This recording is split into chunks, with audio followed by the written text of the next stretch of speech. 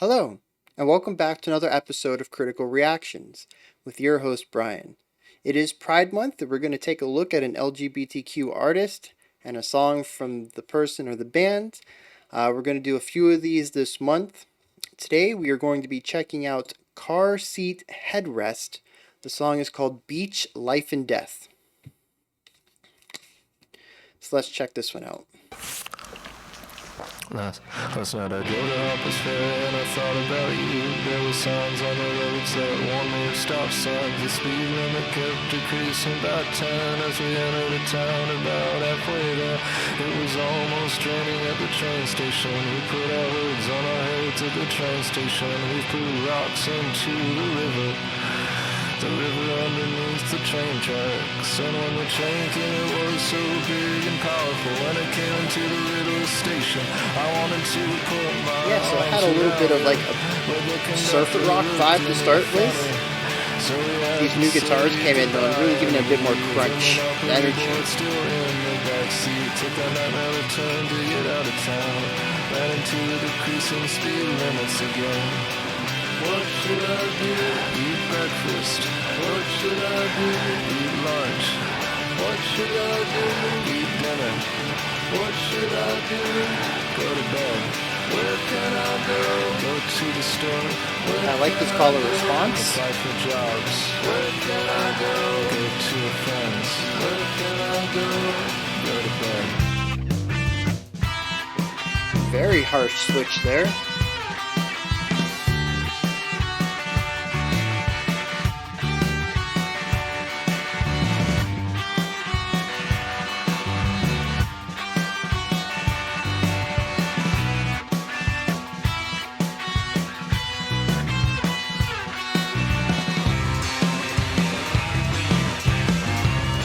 I like how it's sort of like a noisier beach surfer rock. I can't say I've heard that before. It's pretty interesting.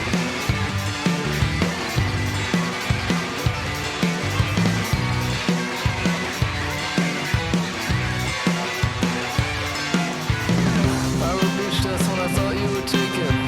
I wrote beach hero where I knew you were taken. I wrote beach fags. It wasn't about you, but it could have been. I spent a week in Ocean City. Came back to find you were gone. I spent a week in Illinois. Came back to find you were Those left hand vocals are interesting. These primary vocals are almost lacking energy, and those were an octave higher and had a lot of driving energy to them. gonna change the subject. She said, what's your first dog to? I said, do you have something against her?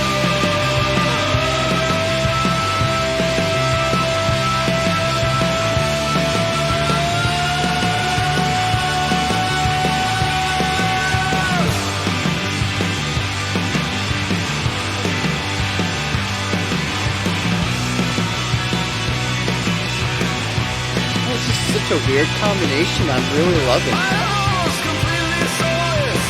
I am incapable of being human. I am incapable of being human. I am living uncontrollably. It should be called anti-depression. As a friend of mine suggested, because it's not the sadness that hurts you. It's the brain's reaction against it. It's not enough to love the unreal. I am inseparable from the impossible. I won't gravity to stop for me. My soul yearns for fugitive for the laws of nature. I want a cutscene. I want a It's interesting how much they play with face to my face. I want a dissonance and harmony. I don't want to go insane.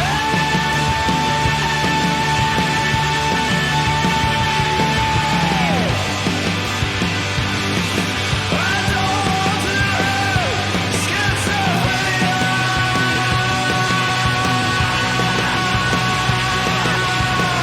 Yeah, that drum part is really helping drive home some of these laid back vibes. Yeah, the eighth notes on beat 2 and then the single quarter on beat 4 gives it enough of a drive to push the song forward while really relaxing at the end of the bar.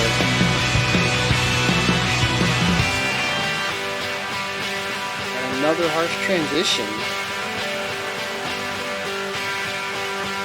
A ton of distortion and compression though, not just on guitars but also on the vocals.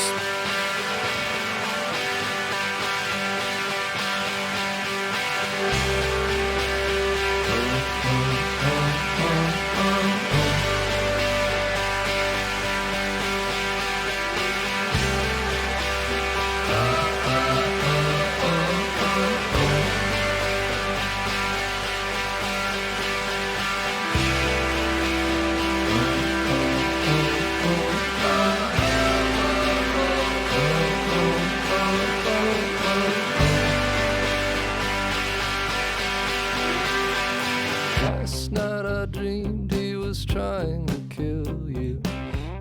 I woke up and I was trying to kill you. It's been a year. That's a weird line. We first met. I don't know if we're boyfriends yet. Do you have any crimes that we can use to pass the time? I am running out of drugs to try. We said we hated you once.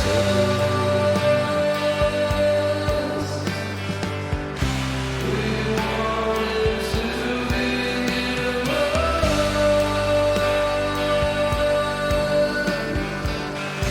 We said we hated you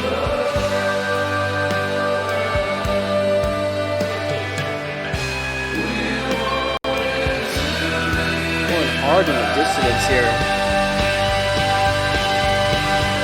More groceries get eaten, get more groceries get eaten, get more groceries get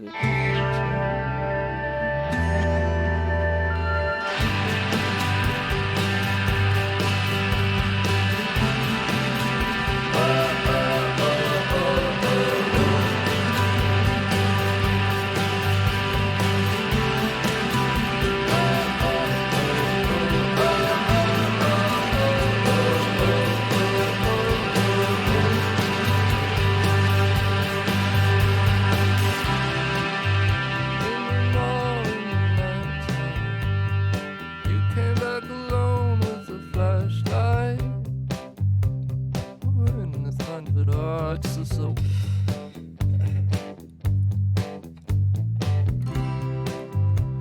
And it was my favorite scene. I couldn't tell you what it means. Maybe it's not so much dissonance as intonation. They play around a lot with intonation, where it creates dissonance, but it's not through note relationships or the same note, they're just out of tune. Nice young Satanist with braces and one capital significant. And you can take him home to your mother and say, Mom, this is my brother. We say we hated you.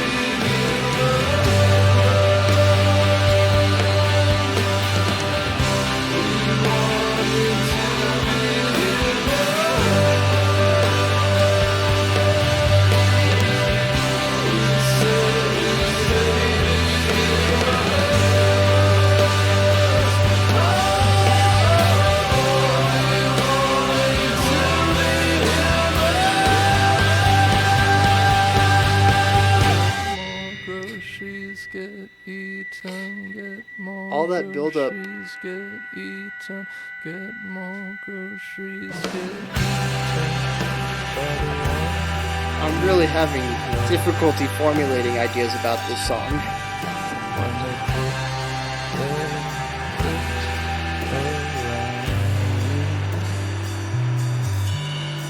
You can feel their smile from the inside.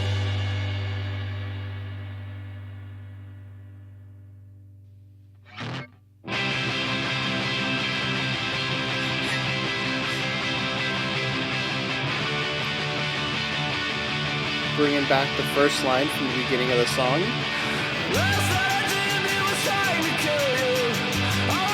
And the energy, the song has really gotten abysmal, very downtrodden, lacking energy.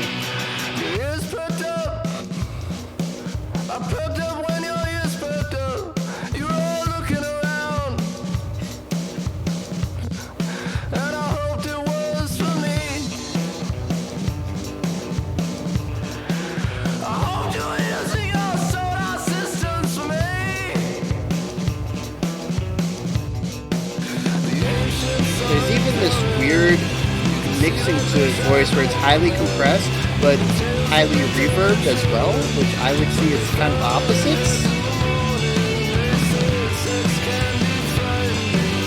You get reverb from immense volume, and compression is about reducing volume.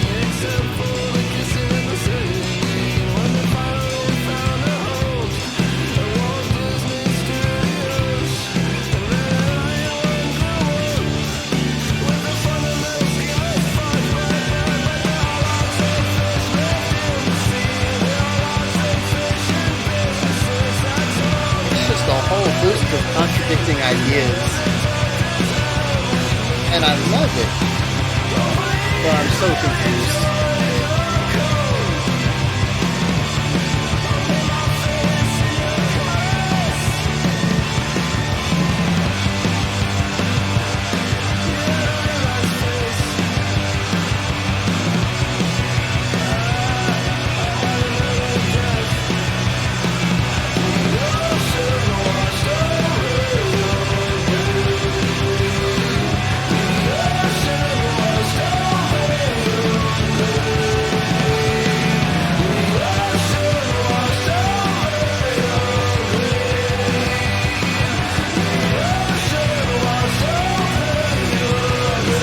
There in the ocean wash overlay line, you can hear a lot of intonation differences in the vocal line.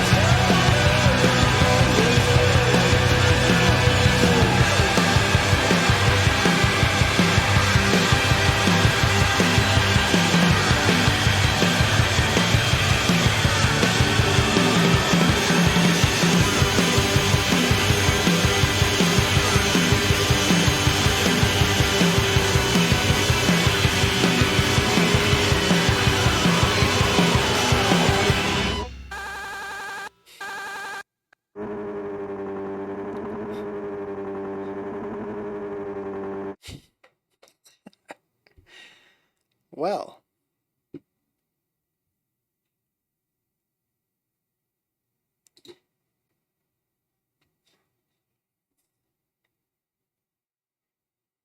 that was something.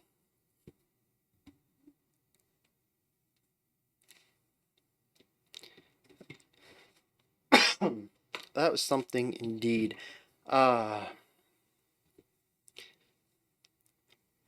We're going to get through an analysis. I don't know how good it's going to be, how eye-opening and introspective it's going to end up.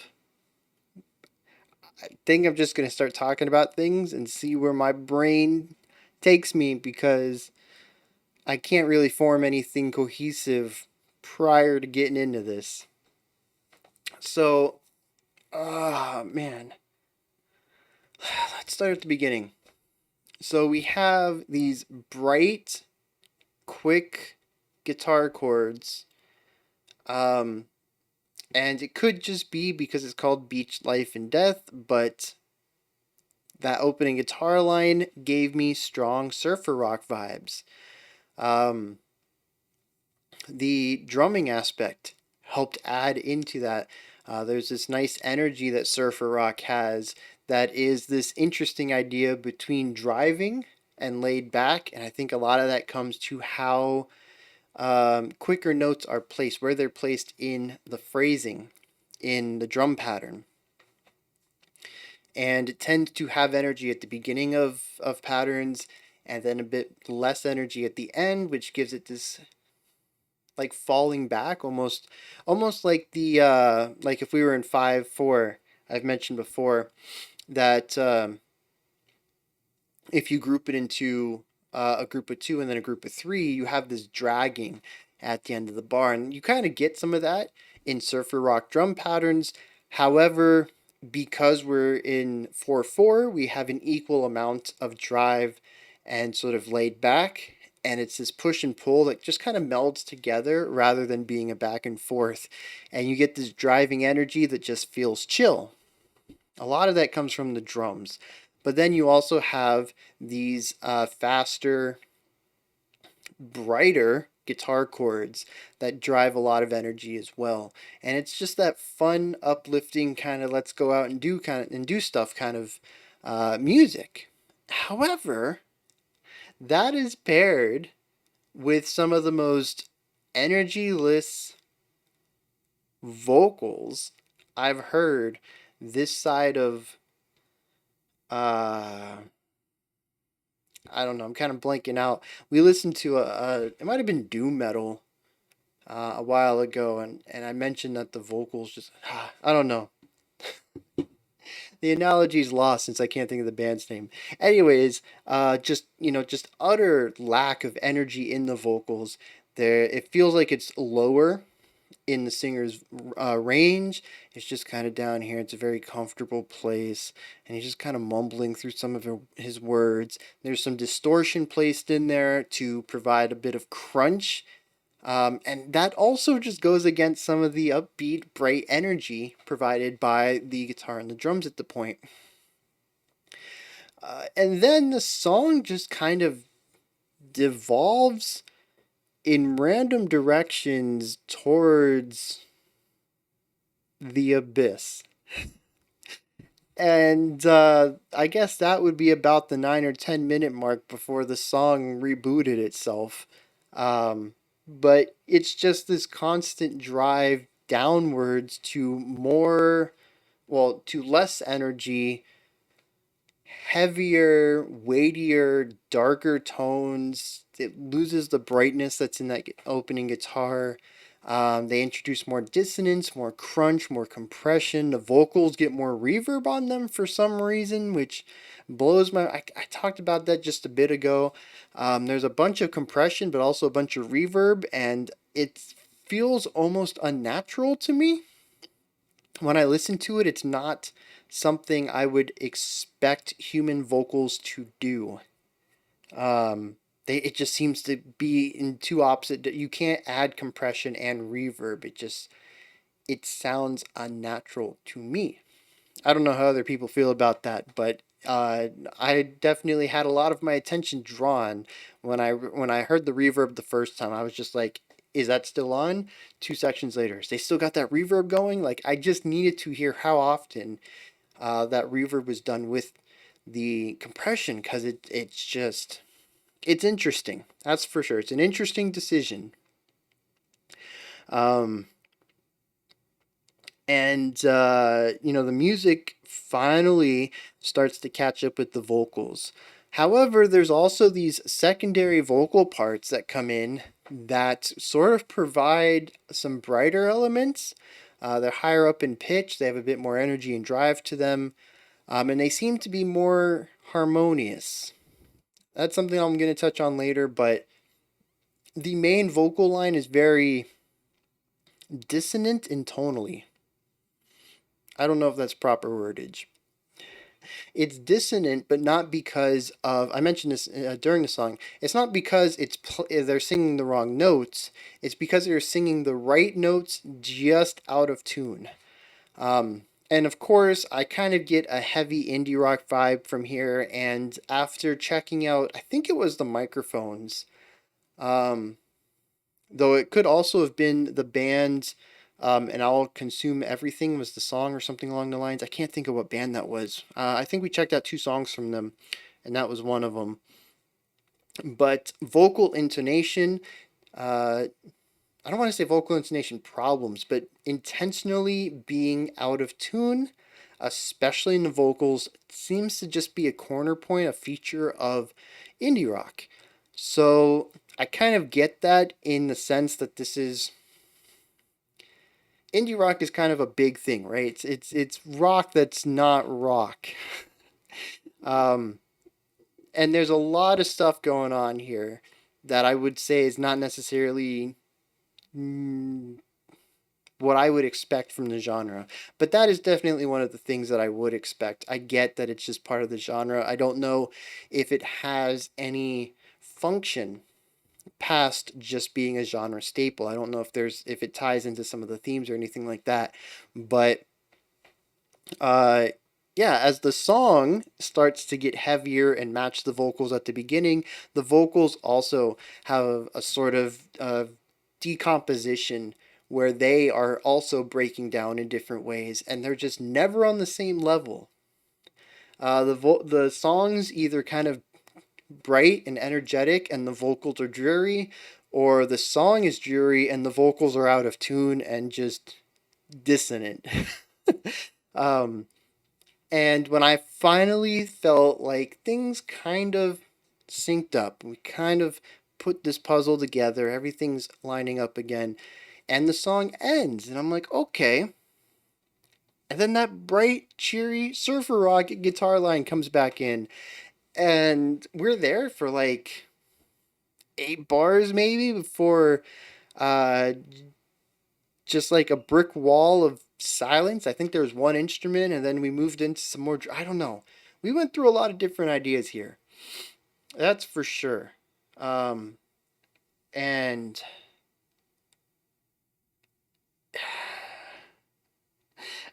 I want to know what this song means.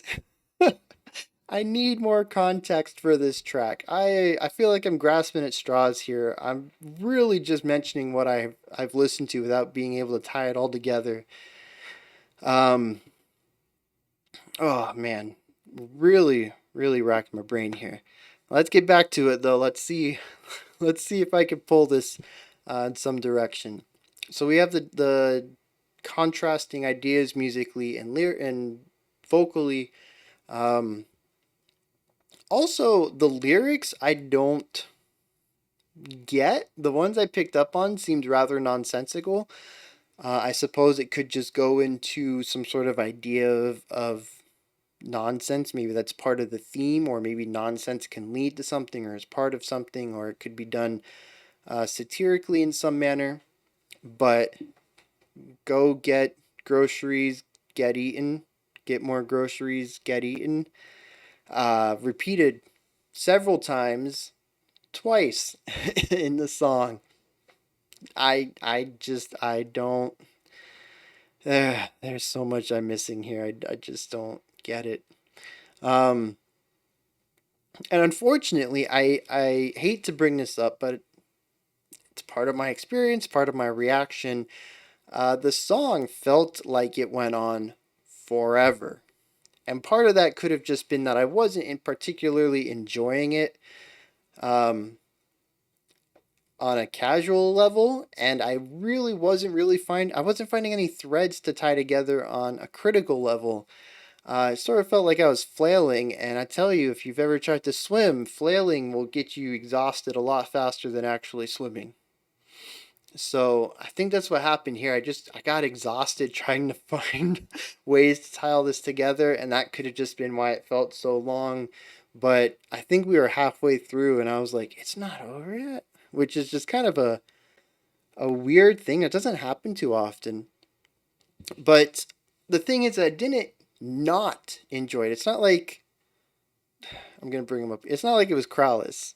Um, that was exhausting and just not my cup of tea.